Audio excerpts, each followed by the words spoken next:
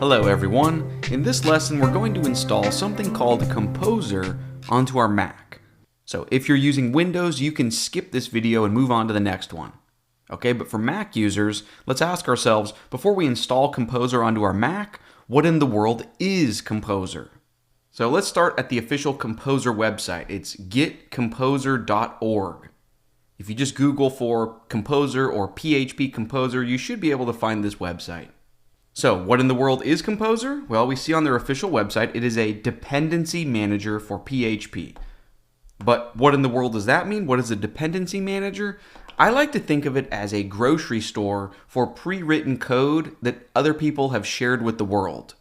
So in other words, imagine if you're building a website or application, there might be, 5, 10, or 20 different libraries that you want to use. And if you rewind in time 10 or 15 years ago, you would have to visit each individual website to download the library files. But in today's world, in modern web development, it's nice to just have one centrally located place where you can pull in all of your dependencies. Everything you would need, right? Every ingredient from the grocery store that you could possibly need for a project. If you've ever used Node.js, then you know that Node has something called npm to install and pull in all the packages that you could ever need. Well, just like Node has npm, PHP has Composer. In other words, you and I don't need to reinvent the wheel, writing a lot of PHP code that does really basic, boring things. Super intelligent people have already written and publicly shared that code with the world. So the idea is, instead of reinventing the wheel constantly over and over and over again, we can use Composer to quickly and efficiently pull in little bits of pre-written code that we might need. So enough talking, how do we go ahead and get Composer installed onto our computer? Well, luckily, since we're using a Mac, it could not be any easier. All we need to do is open up a terminal. So you can either go into your applications folder and then go into the utilities folder and open up terminal, or in VS Code, remember you can press Command J, and that opens up a terminal down here. But either way, in the command line, just type this in with me. Brew, and then a new word, install, space, new word, and then just Composer. So all together, brew install Composer. Go ahead and press enter. And this will take perhaps a minute or two. Cool, so that finished very quickly on my computer. I did not previously have Composer installed on this Mac, so I just installed it for the first time on this computer. That was super fast. Now let's test it out to make sure that it's working.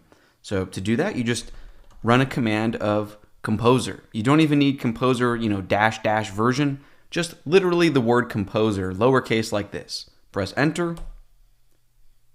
Now that's not going to do anything, it's just going to prove that we successfully installed Composer onto our Mac. So there's a lot of output, but if you scroll back up right after you run that command, you should see this sort of cool looking text art that says Composer.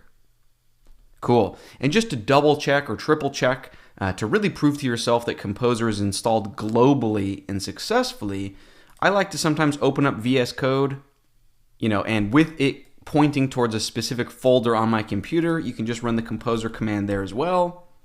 And if you scroll up, again, you see the Composer text art. This means you have successfully installed Composer onto your computer. Now, what was the point of this? Well, just running Composer like this by itself doesn't do anything. Normally, you would give this command additional arguments or additional text here to tell it which package or library you want to install. Right, so in this quick video, we only said Composer just to make sure that we installed it, but in our very next lesson, I want to show you how to use Composer to actually download and install a test package, sort of a really quick experiment just to see Composer up and running, so you can get your hands dirty and see it working successfully. Cool, so after that lesson, at that point, you'll understand the basics of Composer, and that means in the video after that, and this is where everything comes full circle, we can use Composer to create a brand new Laravel project. Trust me, when we set that up, you're going to feel like a superhero, and that's when we're really going to get into the heart of this course, right? Developing applications with Laravel. I think this is going to be a ton of fun, so let's keep our momentum rolling, and I will see you in the next lesson.